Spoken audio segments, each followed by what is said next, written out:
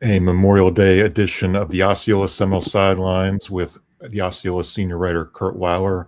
I'm editor Bob Ferranti. Thanks for joining us, for watching on the Osceola's YouTube channel, listening on Spotify, Apple, and wherever you get your podcast.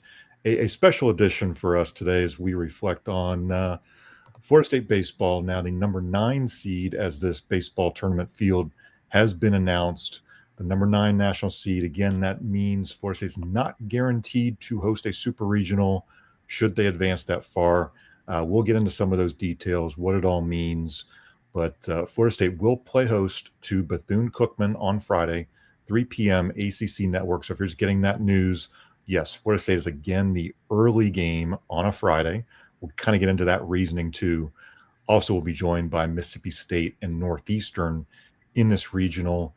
Kurt, you were there at Bowden's down in College Town. Was when the Florida State baseball team was watching the announcement live on ESPN2. Saw some of the, reactions. Talked to some of the players and coaches. Coach Link Jarrett. What's your initial reaction here before we go into what everybody said? But when you hear Florida State's the number 9 seed, what are your thoughts? It's funny. It's a little above where they were. I think like projections. I wrote the story last night when they were announced as a host. I think kind of final projection wise, I think they were like I think D1 Baseball had them as a 12 seed. I think a Baseball America had them as 11. They were 14 in RPI. But I think, their RPI, I think, was hurt by some games they didn't get to play, that Virginia series. And I think the Q1 wins, 13 quad 1 wins is comfortably top 10-ish in the country. It's right up there with kind of close to the best SEC teams. And so because of that, I think that lifted FSU above Coastal Carolina, above Oregon, not above Oregon State, but above Oregon, above Clemson, above, I think, like kind of the high wins. But the frustrating part, kind of your first takeaway when they're 9 is we thought that kind of one more win against Carolina. Had they won the semifinals or had they taken the series and won one of the first 2 games in the weekend series last 2 weeks ago that they lost in Tallahassee, we thought one more win would have been enough to get them in the top 8 again. And it seems to confirm that for sure of like, one more win might have pushed you above Oregon State, who was idle this week because they didn't play. They're not in a conference. They're fully independent. So they don't have a conference tournament to play in. But Oregon State, I think probably because you lost 3 of those 4 to Carolina and a few other games you can look back at, is the 8th seed and you're 9. And like you said, potentially on the road. And so, it's impressive what Florida State did to be basically right back where they are. They were 8 last year,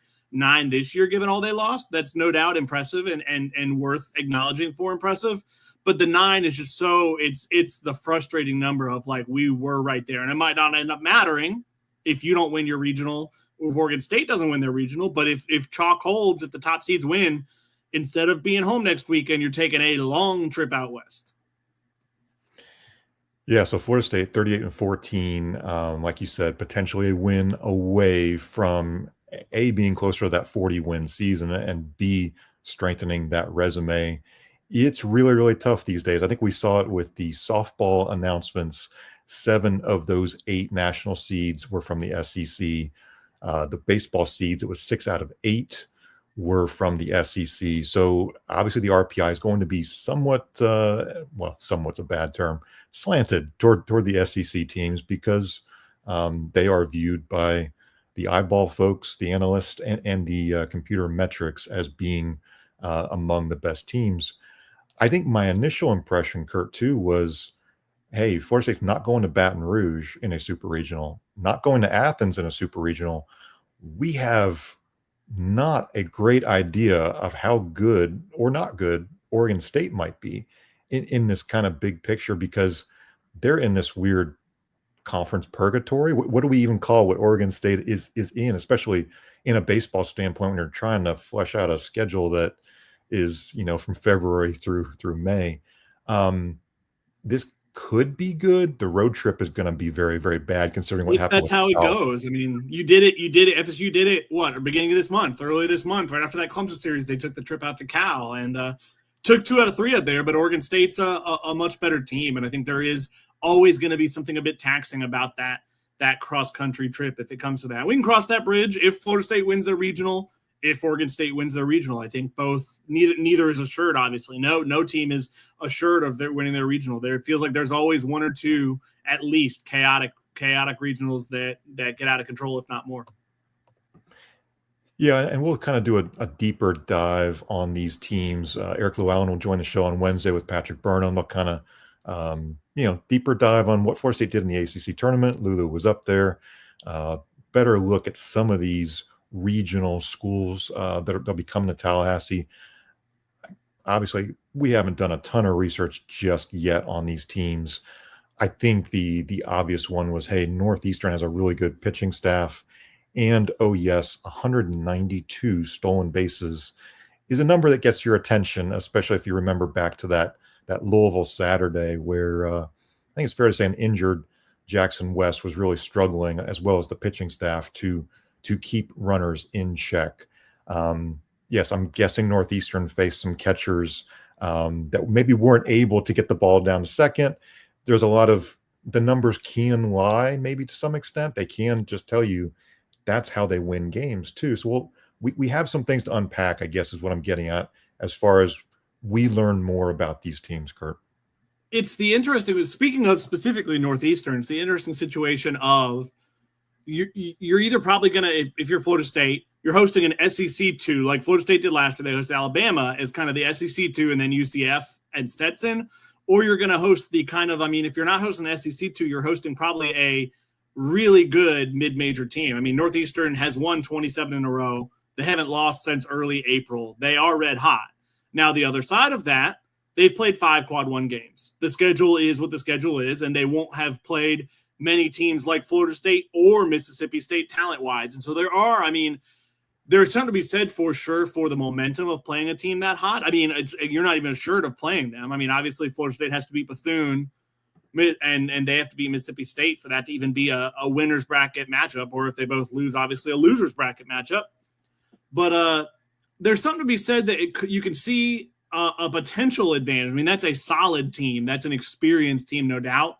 But to not have the talent of a 2-seed FSU or SEC team here, you have the 3-seed in Mississippi State instead, who's its own unique situation of kind of turned their season around and got into the tournament when they weren't supposed to when they fired their head coach. Chris Lemonis was gone. How many weeks ago now? Probably let's look up when Chris Lemonis got fired. I don't remember offhand. Let's see. it was a while ago now. That would be about a month ago, April 28th. And since then, they have kind of, you sometimes see that spark with the interim coach, and that's been the case for Mississippi State. They were not a tournament team, and now they are because of the run they made late in the season.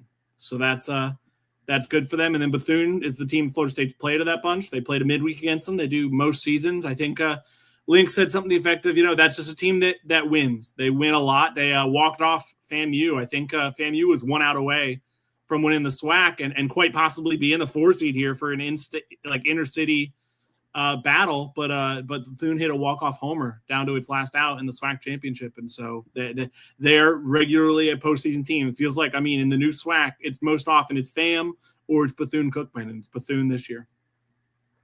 And Kurt, to your point, Ole Miss kind of rallied late in the year, won that series against Mississippi State, won that series against Kentucky, played Ole Miss really, really well, won 2 out of 3 there. So, yeah, this is a team that's getting a little bit warmer. Maybe not the toughest number 2 seed that Florida State could have drawn, in all honesty, and maybe that's part of the respect of being a number 9, a national seed too. So a lot to kind of unpack in these days ahead as we do some research, talk to some of these beat writers out there, what they saw. I know I was watching part of the Bethune-Cookman game. They've got, I believe, the SWAC reliever, conference reliever of the year on their roster. So there's just some quality players over there, and that's a program that annually has done well, and obviously played Florida State in a midweek with the Seminoles winning that midweek game, I believe, back in March or early April. So yeah, that was the one they won 9-7 over Bethune. They were up comfortably, and then Bethune made a bit of a rally in the ninth, and Jacob Marlowe came out of the bullpen to get a clutch out, I think. Or maybe Marlowe gave up a homer, and maybe somebody else, whatever happened. I think it was 9-4, and Marlowe actually gave up a homer, and they escaped 9-7. That was, I think, the one 5-game week they had right before conference play started. And again, midweeks are an adventure. You're not Yes. seeing the weekend guys, and with the injuries Florida State's had, like Evan Crest might have been pitching that game. You don't have an Evan Crest since that first Florida game, so things got really interesting for Florida State in those midweeks. You also haven't seen Bethune's best arms, so we'll see how that plays out. I think that's something we'll get to in a couple minutes. Is what would we see? What could we see as far as the pitching matchups? But I know, Kurt, you were there at Bowden's today and got to talk to Gage Harrelson, Drew Farreau, Link Jarrett. Let's just kind of reflect a little bit on what they said about this. Obviously, I think 37 years that Florida State is in a regional. It's the second straight year because we can't take these for granted anymore. It's really tough to make a regional in so many consecutive years. College baseball has kind of gone up and down, but Florida State's one of those programs that you see not every single year. It did happen a couple years ago, but with great consistency, Florida State is in the postseason. Let's talk a little bit about what Link Jarrett said today. Well, they're consistently in the postseason. I think that it feels like with Link, they're getting consistently back to being what they were with Mike Martin Sr. for a long time of, like you said, I mean, being you almost annually expect to host a regional. I think that's not it's not lost on Link. I think Link reflected on how much it means, his pride in what the team has accomplished. I mean, knowing kind of like he said something effective like knowing that when I took this job, postseason here is kind of the expectation, and he's happy that once again 2 years in a row able to deliver at least a regional here for the fans. I think he also reflected pretty candidly on I mean, when you're 9. That means like we just weren't quite consistent enough, and they probably he said something to the effect of, "This is why I take things game by game, because I know how much every single game can matter when it comes to 8 versus 9 or 7 versus 9 or 6 versus 9." I mean, Florida State was only a couple games away from being, I mean, far and away the highest seeded ACC team, and maybe well into the top 8 if things broke right. But so that's not lost on him. I mean, I think it's not lost on Drew Farreau. I mean, he's gone 2 for 2 of being here and for the hometown team and getting to host a regional. And then I think Gage Harrelson, I mean, he committed a little over a year ago, about not too long after this time last year, sometime in June, probably. I don't remember offhand, but he didn't get to host. He wasn't a part of a home regional either of his 2 years at Texas Tech. And he kind of was like, I came here to be a part of something like this. And I think he is really looking forward to, in quite possibly his last season in college baseball, getting to be a part of not just postseason, which he was at Texas Tech, but home postseason here. I think is something that really excites him. Yeah, I think Link Jarrett's saying you feel an obligation in this role to have these events at home.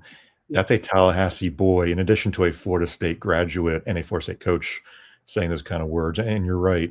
What kind of pressure does a Drew Farreau, a Miles Bailey, Jackson West, some of these local guys who have grown up, being little kids in the stands at Hauser, watching games on TV, running around and watching those games from the stands, and now they're playing in them. You feel a certain pressure to want to be at home, but then also a pressure to want to perform in front of that crowd too.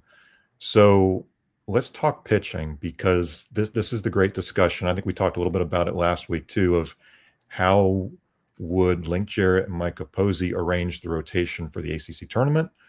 What might that tell us as far as the regional? So here's the history lesson of the regional. And last year, Carson Dorsey was the number 2 starter for Florida State. He starts game 1, which again is the afternoon game last year. The reason why Link Jarrett wants some extra rest for his guys, doesn't want the late night and then going into that Saturday. So he likes that early game, even though, yes, it's hotter. It's hotter for everybody, from the fans to the players to the camera folks and everybody out there in the media. But Kurt, what could or should Florida State do as far as you've got pitching options? You've got Jamie Arnold, you've got Wes Mendes, you've got Joey Vellini. What do you do Friday, and then what do you do Saturday?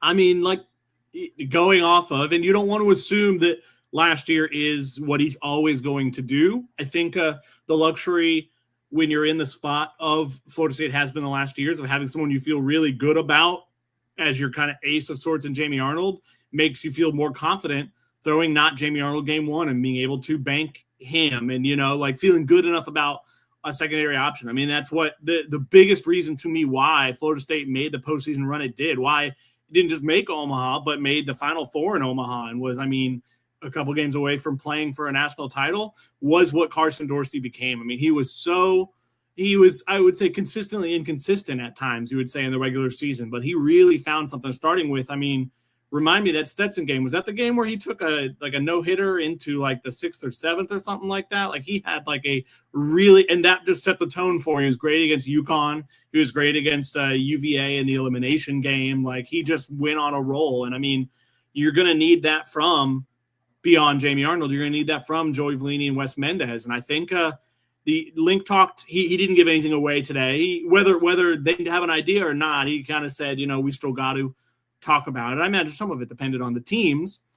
But to me, it just, you base off the track record and you assume it might be Jamie game 2. And the truth is, you could probably go Joey or Wes game 1. I would think, so Joey's the interesting situation. Link pretty candidly talked after the game on Saturday about having a lighter load for Joey last week, kind of just feeling like his stuff was maybe down a little. He hadn't been as effective the last couple of weeks. And so let's not have him start. Let's give him a lighter load. I think he threw 50-ish pitches out of the bullpen in that North Carolina game in the tournament, but he frankly looked as good as he has in quite a while. His stuff, the fastball velo was up. I thought the breaking stuff was better. I thought he was getting more swings and misses, and he had 3 really, really good scoreless innings before the 8th or the 9th rather kind of got away from him in a weird way, not entirely his fault by any means, some weird bunt stuff like that. But I think that Joey and the Joey you've seen, really the Joey you saw in non-conference play, the Joey you saw a lot before the last couple of weeks, I think you feel really good about him going Friday if that's what it is. It feels I'm not sure you want to turn around Wes on a day less rest. You just kind of feel like, do you really need to turn around Wes on a day less rest versus, if you threw Joey game 1, you get Jamie on an extra day rest Saturday and Wes on an extra day rest, a hypothetical Sunday game, if you get there in some capacity, or whatever that is. So I think to me that's probably what makes sense. And it's what they did last year, but it'll be interesting to see how that plays out, because there are definitely advantages to each. Yeah, I like your rationale. I think the other advantage, again, being the ACC tournament, Florida State only played 2 games instead of playing 3 in pool play. So you're a little bit more rested. It also means the bullpen didn't get as many, say, outings through as maybe they needed. Maybe they'll have to work through that in the bullpens in the days leading up here to the regional. Again, Friday's games, Bethune-Cookman, Florida State, 3 p.m. on the ACC network. And then Mississippi State Northeastern, 7:30 p.m. streaming on ESPN+. So if you're looking for tickets, if you're planning to be in town, you got to jump on that really fast. Go to Seminoles.com/tickets. We are told limited. When they say limited, that means probably hundreds and not that much more. You want to be a booster member to be able to jump in today to get those. I hate to say it, if you're not a booster member, that's tomorrow morning, Tuesday morning, and you might not be able to jump in on the primary market through Seminoles.com. You may have to go StubHub or some of those secondary options. I've done those for some ball games because I want to sit in the shade and done the StubHub thing. It is what it is, but you can still jump in and get some nice seats if you get kind of left out, so to speak, with that secondary market. Okay, quick break here. I want to kind of come back with Kurt and talk some of the national picture of some of the seeds, how it went down. ACC got 9 seeds. I want to get some of his quick thoughts on that before we get out the door. Again, Lulu will join us on Wednesday, but we'll have some more thoughts here after our break. Hey Seminole fans, Alumni Hall is your ultimate FSU shopping experience and has moved to a new location off Timberlane Road in Tallahassee. Shop FSU gear from Nike, Champion, New Era, Yeti, and more. Alumni Hall has Seminole gear for the entire family, plus accessories and gifts. Spend $150 and you'll earn $10 off your next purchase with their Hall Pass rewards. Stop by their new location on Timberlane Road near REI or shop anytime online at alumnihall.com. Alumni Hall, where Seminole fans shop.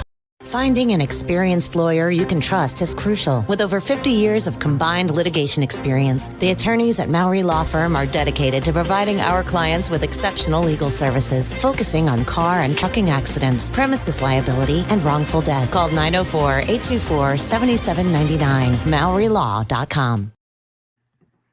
Seminole Sidelines, back with Kurt Weiler. I'm Bob Ferranti. We're going to wrap up a shorter show here on Monday as we talk about the Tallahassee Regional. Again, jump on those tickets. You'll want to go to Seminoles.com/tickets. You want to read all of our coverage, FloridaState.Rivals.com. We've got videos with Link Jarrett and some players. We got Kurt's immediate story on everything. We'll have some kind of regional capsules Tuesday morning, just talking about these teams in a little bit more detail. But first, there's been a good discussion about the RPI, how many ACC teams should be in. When we saw Miami lose to Cal 9 a.m., what was that, Tuesday morning, my first thought was, oh no, this might be it for Miami. But as it turns out, they were 41 in the RPI. They get in. Maybe they were one of the last. They weren't the last four in. Okay. No, confirmed. Okay. Works out for them. Does not work out for Notre Dame, 48 in the RPI, and Virginia, 64 in the RPI. So 9 ACC are in. Kurt, your thoughts on Miami getting in, Notre Dame and Virginia not getting in, big picture where things kind of lined up for the conference as far as 9 schools being in. I get why Miami's in. Virginia's got to hate that from a standpoint of Virginia swept Miami. Am I correct? I believe Virginia had Miami at home and swept them, which is like a tough win.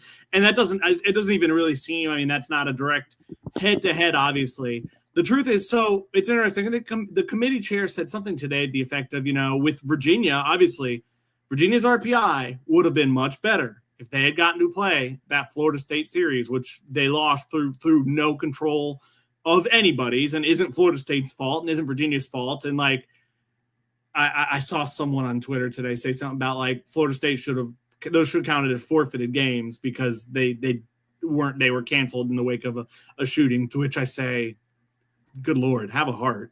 Like, but it's not, I mean, Virginia's RPI would have, I think even if they had lost that series, even if they had gotten swept, the RPI, if that was your hurdle, would have gotten much better from playing those games, which they were supposed to. I mean, that, when you look at Virginia's ACC schedule, was really one of their marquee series. I don't think they played Clemson. I'm not sure they played North Carolina. Like, it was, I mean, so like, I think the committee chair said something today on ESPN about like, we can only judge teams by the games they played. It's like, when games are canceled because of a shooting, should that apply? To me, like, I think you make an exception in certain cases. I mean, because, like, Florida State could have won that series. And, like, if Florida State wins that series and has 2 or 3 more wins, are they all of a sudden the top 8? Like, did it hurt Florida State, too, if they weren't being judged for those games? I mean, a series they were expected to win.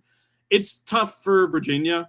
It's tough for a Notre Dame. Like you said, I think Virginia and, I mean, all 3 of the teams you talked about went one and done in the ACC tournament. BC won its first game against Notre Dame, right? And then won its second game against Virginia. I mean, they kind of, you could make a case that BC really busted 2 brackets, if you will, or busted 2 team seasons. I think Notre Dame, Virginia both had strong cases. If they had just beaten BC and avoided that RPI hit that losing to a team like that on a neutral field will do, but they didn't. But Miami also, like you said, lost its first one. And Miami, I don't remember which, they're in Southern Miss. They're in Hattiesburg, right? With Alabama and Southern Miss hosting, which is, I mean, it's the 16 seed, so it's like theoretically the place you want to be. I think Bama's a pretty good team, but I don't know. I mean, I'm not sure I really expected any of those teams to make noise in the postseason, but it's just tough when you consider what went into it for Virginia, and a team like Notre Dame just in baseball is not offering to get benefit of the doubt. It's just a team that's not a historical baseball power, really hasn't been relevant much outside of Link Jarrett's run to Omaha with them 3 years ago. Yeah, so that'll be some interesting discussion to see what maybe is the fallout of those decisions. I know there was some campaigning on Twitter today by a couple of ACC network analysts and Phillips went on ACC network, I think, before the championship game yesterday, right? Which, like, I laughed at that a little of like, You won't do that for a certain other football team 2 years ago, but baseball, you're all there. Neither here nor there. Another conversation for another day. All right. Yeah, we'll set aside Jim Phillips there. Okay. Well, again, short edition of Seminole Sidelines. We wanted to kind of give you our first impressions again, really, on Florida State being the 9 seed. A couple of quick thoughts on Mississippi State and Northeastern and Bethune-Cookman. We'll have more on the site in the coming days, floridastate.rivals.com. Again, if you like these shows, you're watching on YouTube, please like, subscribe. Helps our YouTube channel grow. We appreciate that. If you want to subscribe on our site, floridastate.rivals.com. We have tons of stories on Florida State baseball planned. We have lots of conversation on the message board in the Osceola Village. You want to be a member to have some of those conversations with us and our subscribers. Again, we're going to wrap it up there. For Kurt Weiler, I'm Bob Ferranti. Again, Wednesday, Eric Llewellyn will join Patrick Burnham. They'll have a deeper discussion on some of these things, Florida State baseball related. So check that out Wednesday, again, 3 p.m. here on the Osceola's YouTube channel, as well as Twitter and Facebook. Take care. Hope you have a great week. We'll talk to you soon.